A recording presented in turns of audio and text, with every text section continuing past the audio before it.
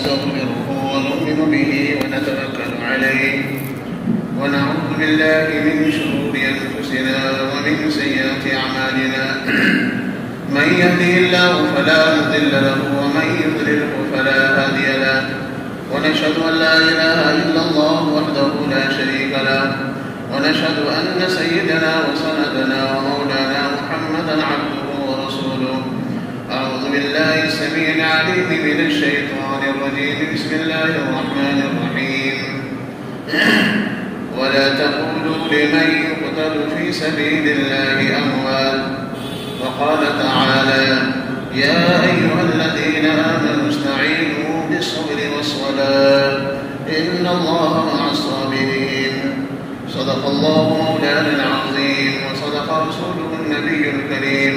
ونحن على ذلك لمن الشاهدين والشاكرين والحمد لله رب العالمين. ذو الشريك له. اللهم صل على محمد وعلى آل محمد كما صليت على إبراهيم وعلى آل إبراهيم إنك حميد مجيد. اللهم بارك على محمد وعلى آل محمد كما باركت على إبراهيم وعلى آل إبراهيم إنك حميد مجيد. بزرگان محترم معزز سامعین، محرم الحرام کا یہ مبارک مہینہ چل رہا ہے جس کی تاریخ آج 9 محرم الحرام ہو چکی ہے۔ ماہ محرم یہ بہت ہی تاریخی مہینہ ہے۔ اس مہینے کی تاریخ ہم سب کو بہت اچھی طریقے سے پڑھنی چاہیے اور اس کو سمجھنی چاہیے۔ جہاں ہم اور آپ دیگر مضامین قرآن و سنت کے پڑھتے ہیں تو اس ماہ مبارک کے اندر ہم اور آپ اس ماہ محرم کے فضائل اور ان کے اندر ہونے والے تاریخی واقعات کو بھی ضرور پڑھیں، اور اس کو پڑھنے کے لیے بہت ہی آسان زبان میں تاریخ اسلام حضرت مولانا شاہ نجیب آبادی رحمہ اللہ تعالیٰ کی کتاب ہے تاریخ اسلام، 3 جلدوں میں ہے، بہت ہی اچھی کتاب ہے، اس کو ہم اور آپ اس کو پڑھیں۔ قرآن کریم ہمارے اور آپ کے لیے ہدایت اور پوری دنیا کے لیے ہدایت کی کتاب ہے۔ جو بھی انسان قرآن کریم کے مضامین کو پڑھے گا اللہ رب العزت اسے ہدایت کی توفیق عطا فرما دیں گے۔ قرآن کریم کے اندر اللہ رب العزت نے ایک ایسی چاشنی رکھی ہے، ایک ایسی خاصیت رکھی ہے کہ اس کے مضامین کو پڑھنے کے بعد وہ انسان نرم دل ہو جاتا ہے، ان کے احکام پر عمل کرنے کے لیے وہ ایگری ہو جاتا ہے، یعنی وہ تیار ہو جاتا ہے، اور جو بھی پیغام ہے اس کو سننے کے بعد اس کے دل کے اندر ایک رقت طاری ہوتی ہے کہ اللہ کا پیغام کتنا زبردست ہے۔ انہی تمام پیغامات میں سے ایک پیغام ہے قرآن کریم کا جو آیت کریمہ میں نے پڑھی ہے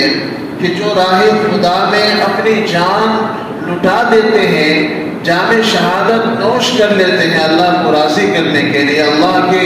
محبوبیت کو حاصل کرنے کے لیے، تو وہ انسان بظاہر دنیا سے جا رہا ہے وہ شہید ہو کر کے، اور وہ دنیا کی نظر میں گویا کہ وہ مر چکے ہیں، لیکن قرآن گواہ ہے کہ وہ زندہ ہے اور زندہ ہی یہاں سے وہ جاتے ہیں، بس ایک پردے کی بات ہے، اس دنیا سے اس دنیا میں پہنچ جاتے ہیں۔ شہادت جس کو اللہ رب العزت نے فرمایا کہ جو بھی انسان میری راہ میں آ کر کے شہید ہوتا ہے، اب ظاہر سی بات ہے شہادت کسے ملے گی؟ مومن کو ملے گی، اور مومن کو اس بات کا یقین ہے کہ مرنے کے بعد بھی ہم زندہ رہیں گے، چونکہ قرآن کا فیصلہ ہے۔ تو حضرت امام حسین رضی اللہ تعالی عنہ مجمعین نے بھی یہ واقعہ پڑھا تھا اور انہوں نے بھی اس کو سمجھا تھا۔ امام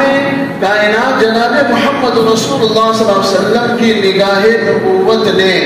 آپ کی جو گود میں پرورش پائے تھے نواسے رسول جگر گوشے بطول سیدہ فاطمہ الزہرا رضی اللہ تعالی عنہا کے بیٹے حضرت امام حسین امام حسن رضی اللہ عنہ مجمعین آپ کی گود میں کھیلتے تھے اور آپ کے ساتھ رہتے تھے، اور آپ فرماتے تھے کہ یہ میرے بیٹے ہیں، یہ میرے بیٹے ہیں۔ میرے بھائی بزرگوں دوستوں، آپ رضی اللہ تعالی عنہ آپ صلی اللہ علیہ وسلم کے مشابہت میں تھے. آپ صلی اللہ علیہ وسلم فرماتے تھے کہ آدھا جسم میری طرح ہے اور آدھا جسم فاطمہ کی طرح ہے، یا یہ کہ علی کی طرح ہے. آپ اتنی محبت فرمایا کرتے تھے، یہاں تک کہ آپ صلی اللہ علیہ وسلم جمعے کا خطبہ بھی دیتے اور نواسہ رسول دونوں پیچھے سے آ رہے ہوتے آپ ممبر سے آگے بڑھ کر کے آپ ان کا استقبال کرتے اور آپ اپنے دونوں ہاتھوں میں لے کر کے دونوں کو پیار کرتے اور گود میں لے کر کے کہتے لوگوں سے، لوگوں یہ جنت کے نوجوانوں کے سردار ہیں، یہ جنت کے پھول ہیں، میرے نواسے ہیں، میرے یہ بیٹے ہیں. بیٹے کہا کرتے تھے اور بہت زیادہ محبت کا اظہار فرمایا کرتے تھے. ایک مرتبہ حضرت امام حسین رضی اللہ تعالی عنہ کے بارے میں فرشتے آ کر کے یہ کہتے ہیں کہ ایک وقت آئے گا اے میرے نبی، اے اللہ کے پیارے نبی، ایک وقت آئے گا کہ لوگ ان کو شہید کر دیں گے، لوگ ان کو شہید کر دیں گے اور آپ کے سامنے میں وہ خون گرتا ہوا دکھائی دیا. آپ صلی اللہ علیہ وسلم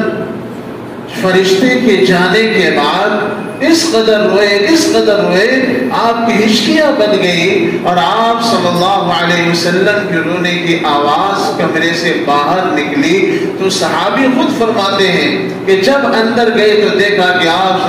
صلی اللہ علیہ وسلم پورے طور پر آپ کی نگاہ مبارک آنسوں سے بھرا ہوا تھا. آپ سے پوچھنے پر فرمایا کہ اللہ کے رسول صلی اللہ علیہ وسلم آپ اس قدر کیوں رو رہے ہیں، آج کیا مسئلہ ہے؟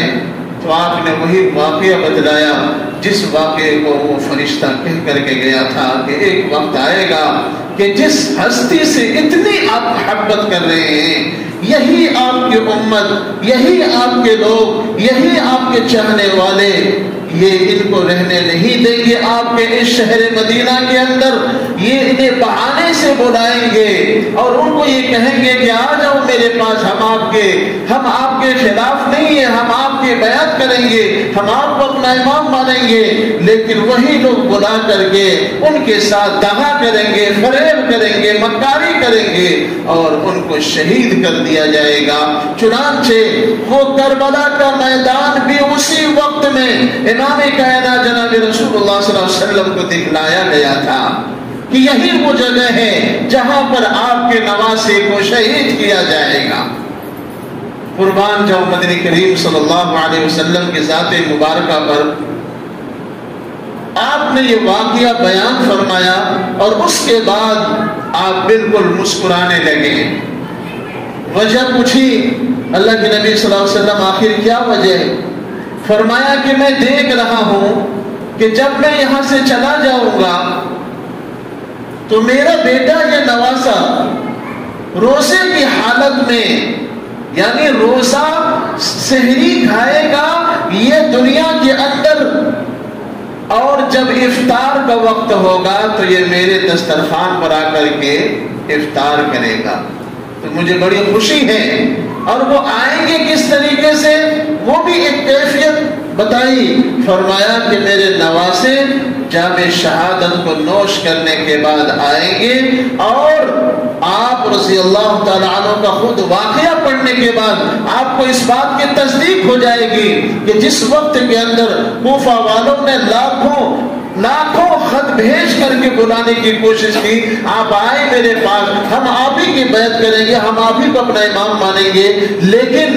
جب دیکھا کہ اب خط اتنے آ چکے ہیں، اب میرا جانا ضروری ہے، حضرت عباس رضی اللہ تعالیٰ نے منع کیا کہ مت جائیے، یہ کوفہ والے بڑے مکار ہیں، انہوں نے بڑے بڑے لوگوں کو بلا کر کے اس سے پہلے آپ کے بھائی کو بھی ان کو شہید کیا، آپ مت جائیے، آپ مت جائیے. کہا کہ نہیں ہم نے زبان دے دی، ہم کو جانا ہے.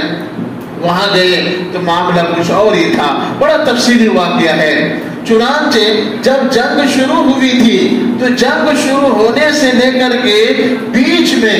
آپ کو اونگ آئی. لکھا ہے اچانک اس وقت میں سونے کا، اور اونگ کا کیا مسئلہ کہ کفار سر پر تلوار لیے کھڑا ہے اور ادھر اونگ آ رہی ہے. آپ رضی اللہ تعالی عنہ فوراً اونگ آتے ہی بالکل چست چالاک ہو گئے اور آپ نے فرمایا کہ ابھی ابھی میں نے خواب میں دیکھا کہ میرے نانا مجھ سے یوں کہہ رہے ہیں کہ بیٹا کتنی دیر لگے گی، آؤ نا جلدی سے میرے دسترخوان پر، اس لیے اب میں رک نہیں سکتا، اور مزید گھوڑے کو ایڑ لگائی اور آپ نکل گئے، اور آپ نکل کر کے ہزاروں کافروں کو آپ نے نہر جہنم میں پہنچایا اور کافروں پر اتنا حملہ کیا، لکھا ہے کہ جس طرف آپ جاتے تھے وہ بالکل سبے چیرتے ہوئے نکل جاتے اور تمام کافروں کو ڈھیر کرتے ہوئے نکل جاتے تھے۔ یہ محرم الحرام کا مہینہ 9 تاریخ 10 تاریخ بڑی اہم ہے، اس لیے میرے بھائیوں بزرگوں اور دوستوں، جس وقت میں آپ کی شہادت ہوئی ہے وہ سجدے کی حالت تھی۔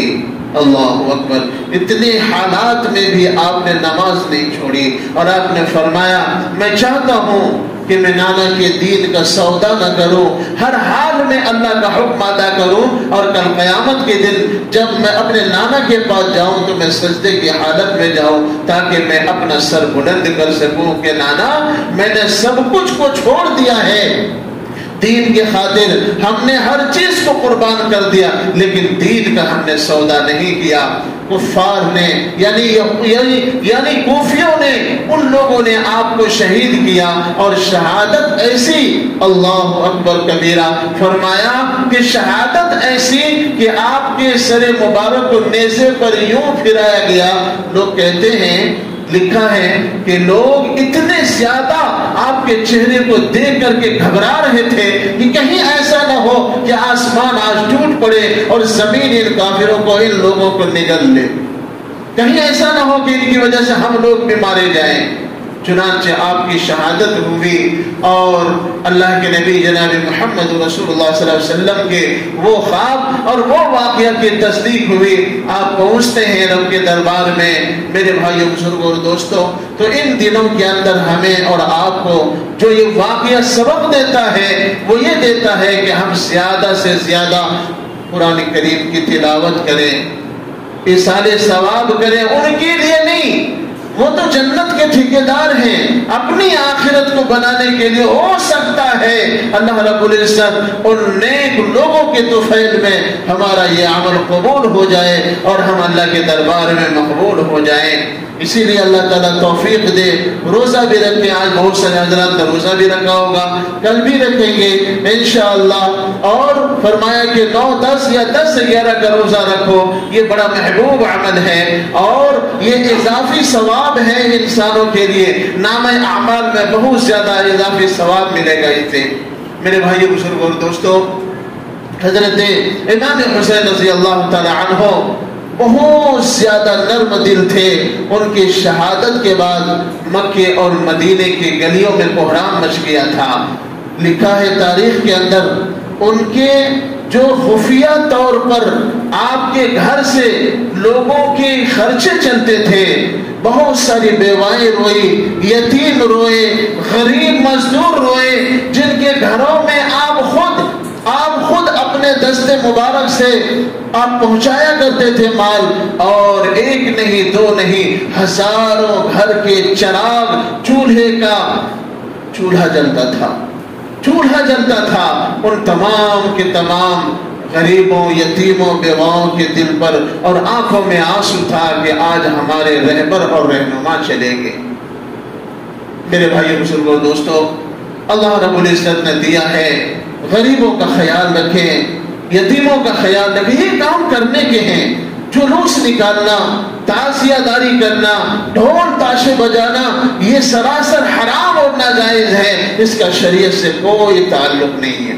نہ یہ کام کرنا چاہیے، نہ ان کام کے کرنے والوں کے تعاون کرنے چاہیے، نہ دیکھنے چاہیے، بلکہ روزہ رکھیں، اپنے گھر والوں پر وسعت کے مطابق زیادہ سے زیادہ ان کو کھانے پینے میں زیادہ خرچ کریں، افطار وغیرہ میں اور دنوں کے مقابل میں کچھ کھانے پینے کی چیزیں بڑھا لیں، یہ سب کام کرنے کے ہیں، نہیں ہے کہ تعزیہ داری، ڈھول تاشے اور